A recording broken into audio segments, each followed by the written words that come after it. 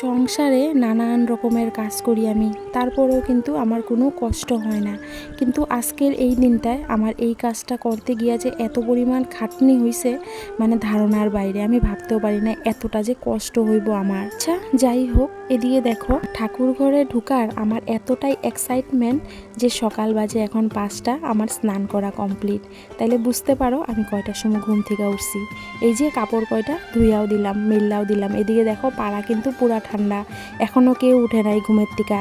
এখনও হয়তো 5টা ভালো মতো বাজে নাই, 10-15 মিনিট হয়তো বাকি। তো এই তো আমি ঠাকুর ঘরে ঢুকে গেলাম ঠাকুর পূজা দিতে। তো রাধে রাধে সবাইকে, আমি পিঙ্কি, আসামের হুজাই থেকে আমার ছোট্ট আরও একটি সুন্দর মিনি ব্লগে তুমগো সবাইরে আরও একবার ওয়েলকাম। তো দেখো প্রথমে কিন্তু আমি ঠাকুর জাগায়া নিছি, জাগায়া এই তো আয়া পড়লাম আগে সূর্য দেবতারে জল অর্পণ করতে।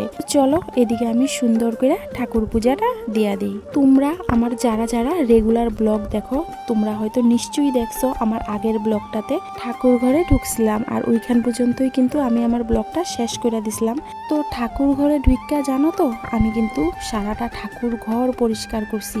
ঢুকছিলাম 12:30টার সময়, কিন্তু বাইরে হইছি 4:30টার সময়। তো তোমরা বুঝো আমার ঠাকুর ঘরটা কিন্তু খুব ছোট, এত একটা বড় না, তারপরেও আমার এতটা সময় লাগছে। তা হইলে কি হারে লেত্রা হয়েছিল আমার ঠাকুর ঘর, তোমরা হয়তো নিশ্চয়ই ধারণা করতে পারতাছো। ওই যে আমার অসুবিধার লেগা বেশ কতদিন ঢুকি নাই, তারপর আম্বা বিচি লাগিয়ে গেল। তো মোটামুটি 12-13 দিনের মতো আমার ঠাকুর ঘরে ঢোকা হয় নাই। আর এই 12-13 দিনে আমার ঠাকুর ঘরের হাল বেহাল হয়ে গেছে। ঠাকুর ঘরটা পরিষ্কার করতে অনেকটা কষ্ট হয়েছে, কিন্তু কমপ্লিট হয়ে গেছিলো। কিন্তু আমার ঠাকুরের বাসন আর ধোয়া হয় নাই, কারণ সময় অনেকটা হয়ে গেছিলো আর খিদাও লেগে গেছিলো অনেক। তো তার লেগে আর আমি বাসনগুলা ধুই নাই। এই তো রবিবার দিন সকালবেলা ঘুম থেকে উঠা প্রথমত ঠাকুর পূজা দিলাম সুন্দর করে দিয়া, কিন্তু আমি ঠাকুর ঘরের সমস্ত বাসন কাঠিগুলা সুন্দর করে ধুইয়া নিছি।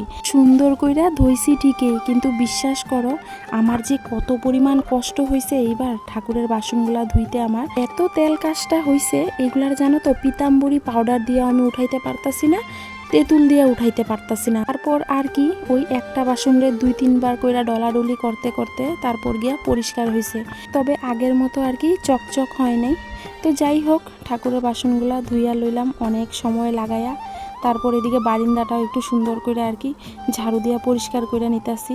মানে মোটামুটি আম্বা বিচির অনেক কাজ হয়ে গেছে ধোয়া পাকলা, এখন শুধু মেন একটা কাজ রয়ে গেছে, ওইটা হইলো ঘর দুয়ার লেপা মুছা। এটা এখন গোবরের ব্যবস্থা কইরা আর কি করুম।